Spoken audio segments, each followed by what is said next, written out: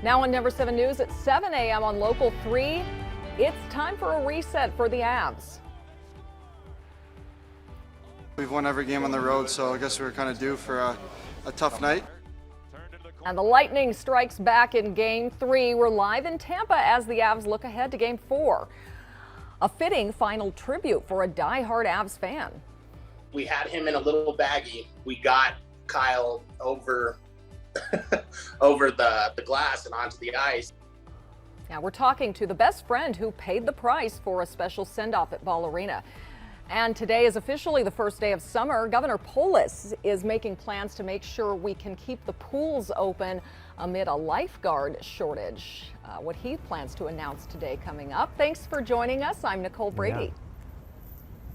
Yeah. And I'm Brian Sanders, live in Tampa along the Riverwalk this morning, where a lot of Lightning fans have been jogging by and shouting their cheer for their team that won last night as the Avs try to recover from a Game 3 loss. We'll talk about all things Avs coming up. Meanwhile, as I'm out here sweating it out in the Florida humidity, Lisa is in the nice, arid, cool climate of Red Rocks with a special guest. Lisa.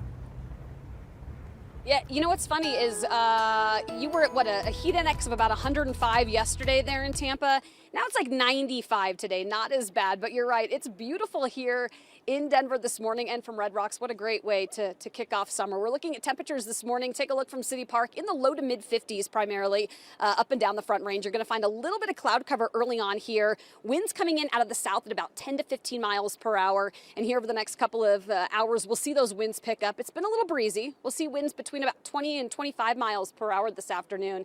Upper 70s by 1 o'clock, and then we're hitting highs right around 82 here in Denver. 70s for southeastern Colorado. Cooler in the mountains today, too. You're going to find more 60s than 70s right in through the central high country. It's going to heat up, though, through the end of the week. We'll take a closer look at that coming up here in a few minutes, and a closer look at your Super 7 Day. We've got a pretty busy weekend ahead with the Pride Parade here in town. And we will have some road closures with that along Colfax in downtown. Right now, we do have some busy areas, including up along Highway 36. You see some slower traffic up by the mall on that westbound side. There's a report of a crash right around here, right around Flatiron Circle, so that's why you're seeing traffic bunch up a little bit. On the map, you can also see that too. Not seeing long-lasting delays, just a little bit of a bunched-up traffic situation right there. Also had some long traffic or some delayed traffic here going across westbound Hamden to University with a crash there for you here this morning. Real busy in Aurora. Earlier problems there cleared off. New problem up on the north side, southbound I-25 near 104th. And you can see how heavy the traffic is into downtown Denver. So it's been a really busy drive in a lot of spots with a lot of traffic, a lot more than yesterday. This is the area we have you might have seen the smoke just off of E470, I-70. We have a building fire out there. Nicole has more information about it right now. Yeah, this news broke about an hour ago. Air Tracker 7 is still over this fire at a garage. This is earlier video, so the flames actually are out now, and mostly it's just smoke. It seems like they were able to stop this from spreading to the home attached to this garage. Firefighters, though, still out there this morning, again, east of E470, south of I-70 in a neighborhood there. We'll keep you updated on that as we get any updates. Well, put away the brooms. There will be no sweep in the Stanley Cup final. The Avs are regrouping today ahead of Game 4, which is again tomorrow in Tampa. So let's get out to Brian Sanders on the Tampa Riverwalk. Brian, last night's outcome was certainly not completely unexpected. Yeah, they live to fight another day. It's okay, but it may be a little ambitious to expect a sweep against the two-time defending champion Tampa Bay Lightning. The Lightning certainly came to play last night and delivered quite the counterpunch to Saturday's shutout, 7-0 shutout, Game 2 win for the Avs. The Avs had their scoring chances. They just couldn't put enough in the back of the net. Started strong. They actually scored first. They had another goal negated by an offside call, but the Bolts were able to score the next three. They responded in a big way. In fact, so big that head coach Jared Bednar pulled Darcy Kemper from goalie and replaced him with Pavel Francouz after the Lightning's fifth goal. One of the big things is I thought, not that we didn't compete, because I liked some of our compete tonight, some of the things we did, but I think we had an advantage when it came to the competitive spirit in Game 1 and Game 2, and tonight they had it. They played with a little bit more desperation. Yeah, they certainly didn't want to go down in a 3-0 hole, so today is a practice day. We will hear from the team and Coach Bednar about who he will start at goalie for Game 4. Will it be Kemper or Francois? We will find out. So as the Avs regroup today, Avs fans are staying positive about the series. The Avs still lead the series 2-1. The watch party at Ball Arena last night was packed. Both the first and second levels were completely sold out. And we had a chance to talk to one lifelong fan who says this is just a minor bump in the road for the team. I think they fought, but obviously Tampa Bay came out and they pushed back after last game. But I think the Avs have matured a lot over the last couple of years, and this is the year that we bounce right back after a loss like that, and we're going to take a win at home. Yeah, so they have a chance to hoist the Stanley Cup on their home ice with a Game 5 guaranteed back at Ball Arena on Friday.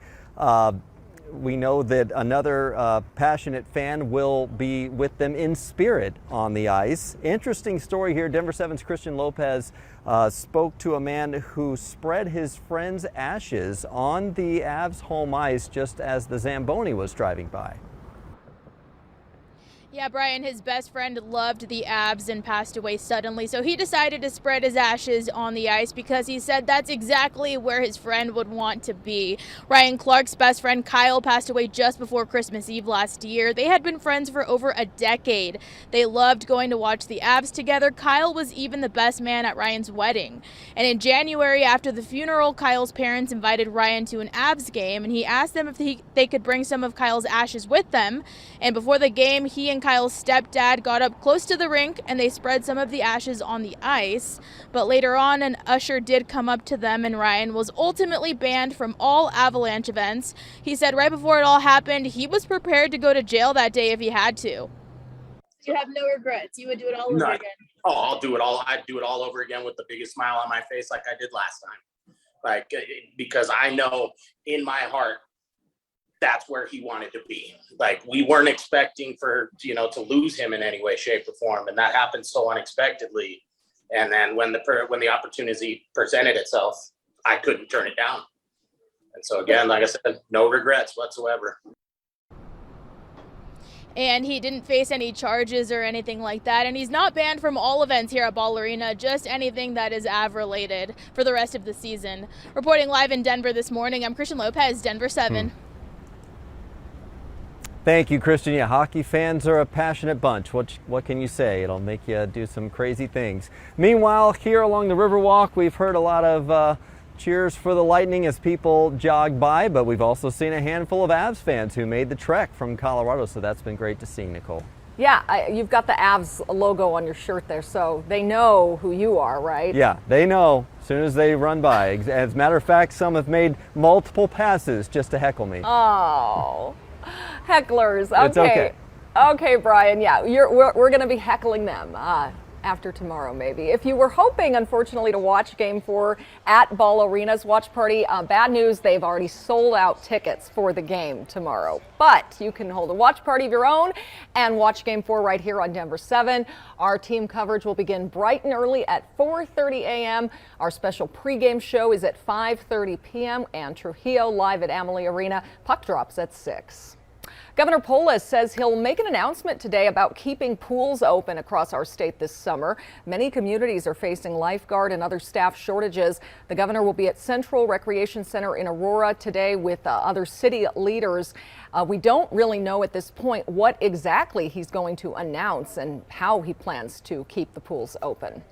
A Loveland family needs some help after their truck was stolen in Lakewood while they were visiting their son at the ICU at St. Anthony Hospital. The family uses the truck to store tools for Casey's Flooring Company. They were also going to use it to pull a camper so they could stay closer to the hospital and avoid paying for a hotel. We got sick to our stomach, and all we could do is cry because I literally don't think there's anything else that we could take. Our souls are just crushed, and there's nothing left for us to do. Really, really hurting that family. Insurance is only giving them a half of the vehicle's value, $15,000, which Casey says is not enough to buy a truck of that size. You can go to the Denver 7 Gives page on thedenverchannel.com and help the Coons family. Just select the drop-down Coons Family Truck Stolen to make a donation. Today is the first official day of summer. Right now, we're getting almost 15 hours of daylight. And tonight, when it gets dark, you may want to look up. For the first time since 2004, Mercury, Venus, Mars, Jupiter, and Saturn are aligned. You'll be able to see that above the eastern horizon every morning through the end of this month. The best time to see it is 45 minutes to an hour before sunrise. The bidding war continues for Spirit Airlines, the latest offer from JetBlue as it tries to beat out Denver-based Frontier. And you can rock out at Red Rocks while still being green. We're taking a closer look at the steps employees there take to keep the shows and scenery clean.